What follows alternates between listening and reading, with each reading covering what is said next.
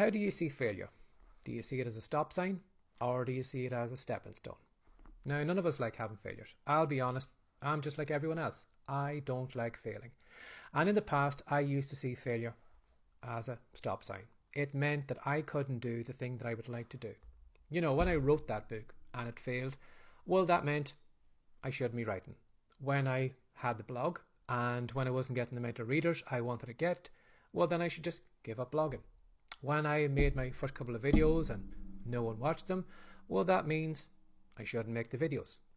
And I stupidly used to believe that failure was a stop sign. It was telling me that the thing that I was about to try out wasn't for me and I needed to move on to something else, or just give everything up and just not bother.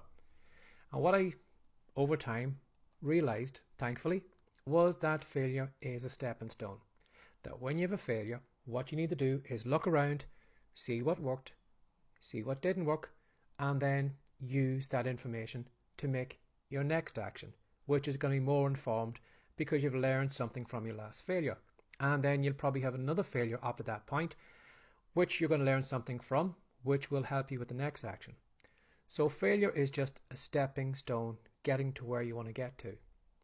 You know, imagine if you bought an autobiography on someone that you admire. And as you're reading through this book, you know how it probably is going to end, that they have the money, the success, or whatever it is.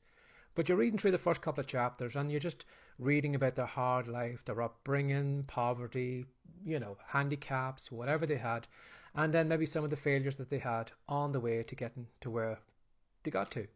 Now that's an interesting read, because you're wondering how this person kept going, how they kept themselves motivated, how they just kept going back again and again and again and again until they reached that point.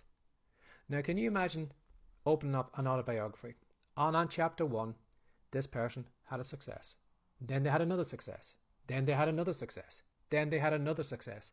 And the whole way through that autobiography is just success after success after success. Can you imagine how boring a book that would be? Can you imagine you just probably tossed it away after the third or fourth chapter, just saying, I can't read anymore because it's just too unbelievable.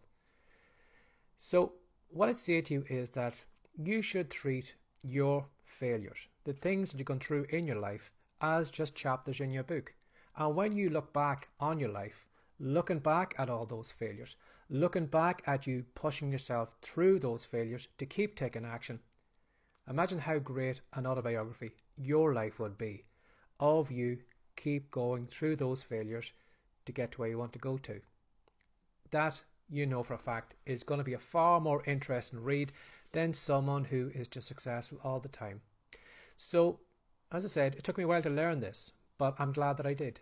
And that is, success isn't a stop sign. It's a stepping stone. So if you are having a failure right now, don't give up. Try and find out what you can learn from it, because you're always going to learn something from your failure. In fact, you'll probably learn more from your failures than you will from your successes. And then take what you learned, take action again. You'll probably fail again, but keep going, because failure is a stepping stone. It's not a stop sign. Have a lovely day. Bye-bye.